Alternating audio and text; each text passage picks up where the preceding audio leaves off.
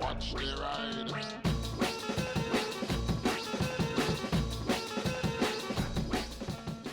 Hey everybody, hope you're all doing alright out there. As you may know, BSA lent me this BSA Goldstar for about 2 weeks to do some videos and a review on.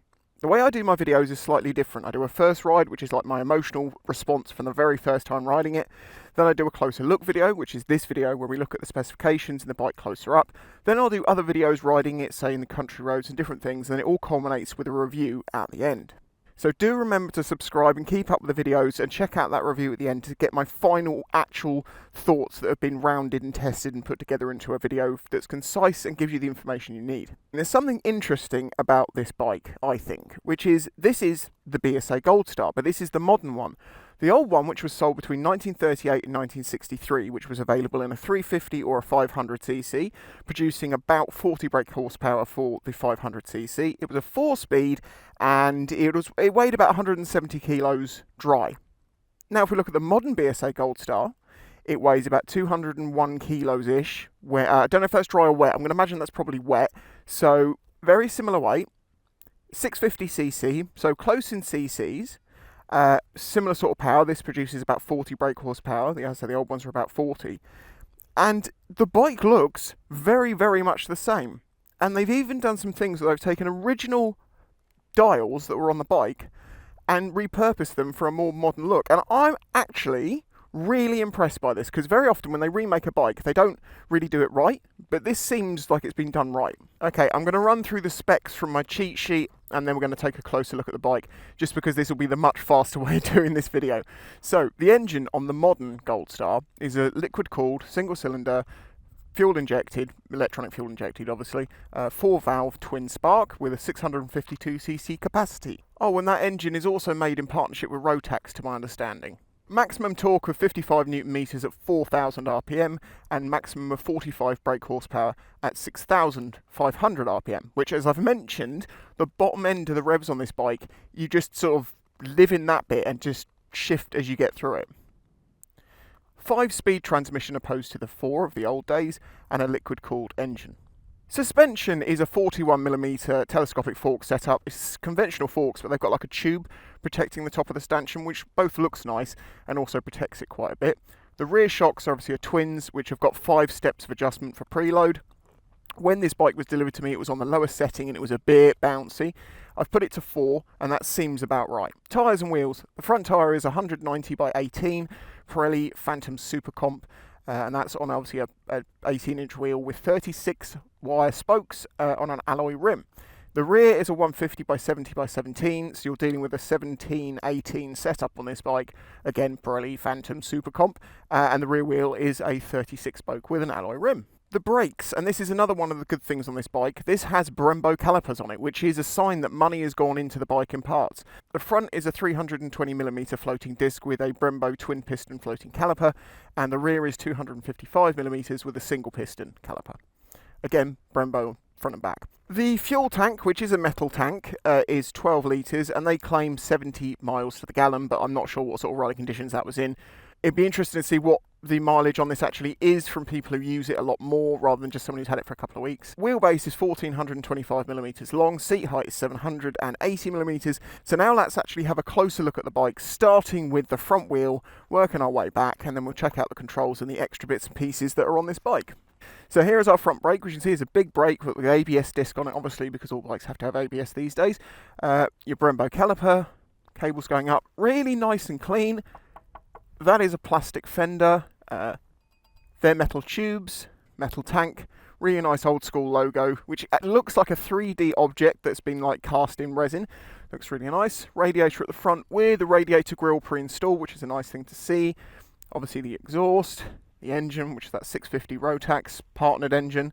The seat is covered in a sort of faux leather. It doesn't appear to be a real leather from what it looks like under the strap, but it is very comfortable. The foam in here is quite dense, but it's also got a good squidge to it, and I've found this to be very comfortable so far. This seat is removable, but it is a bit of a trick. To remove the seat, you pull on this panel, because it's got pull pins, 3 of them, and then we've got this little pull here, so let's just put that there.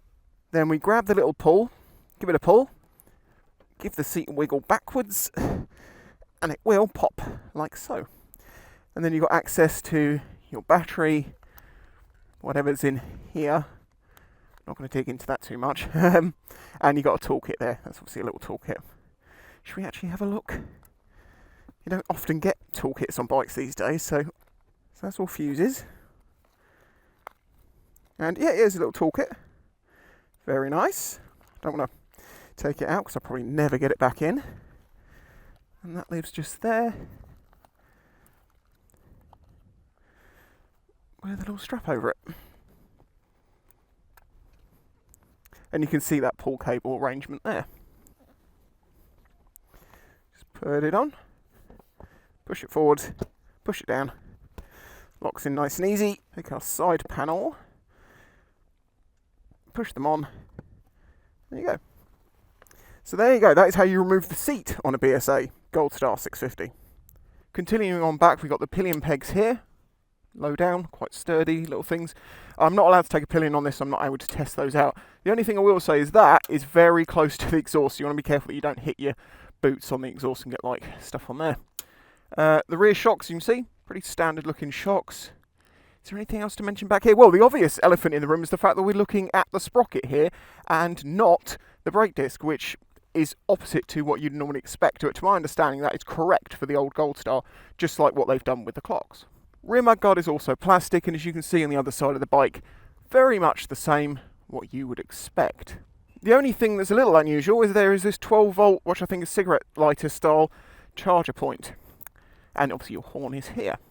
Looking over the controls, standard rubber grips, horn, indicator, high beam, low beam, pass light, completely standard. Information button, which I'll show you in a second with the screen. Kill switch, hazards and start. That's all there is, and that's all that you need.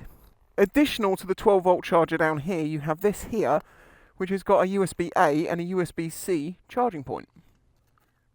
And a little pot. The levers are non-adjustable. They look okay. They're not the highest quality in the world, but they feel very nice. This doesn't appear to be a Brembo master cylinder because it says Vibri on it, but I don't recognise that name, but I'm sure if that was a Brembo, it would have the logo and it would say it on it. So the Brembo part of these brakes seems to be just the caliper. Fuel cap is here with a swing out top. It goes back. Got the logo on it, established 1903. That is a metal cover. You may notice a couple of things that's quite cool about this. One, they're analog clocks, but we've got some digital bits in as well, such as this little screen here, which if I hit the information button, as you can see, it takes you through trip A, trip B, and odometer. On the opposite side, we have a little screen, which is our fuel gauge. Now, what I was saying earlier on that's quite cool is this little dial here on the original Goldstar was an amp meter for the bike. Now we've got obviously the fuel or warning light, but that's just on because it's always on when your bike's not running. ABS is flashing because the bike's not moving. You have a side stand warning, neutral light, high beam, low beam, which I can't show you unless the bike's running. I'm trying to see the symbols. That's a temperature light, and we have the indicator markings there and an engine warning light there. So you've got this little circular dial with all your warning lights that's hidden away like the old style of amp meter. Very, very cool. You may also notice about the dials the fact that zero's over here and the needle travels this way round. That is actually exactly the same as it was on the original Goldstar. One thing to mention with the exhaust, as you can see here, there's a rivet here and a rivet there. The baffle on this exhaust is riveted in. I think this bike would sound a lot better with that out, but I can't drill the rivets to take it out, so I don't know. Now I'm going to start it up and give you a little listen.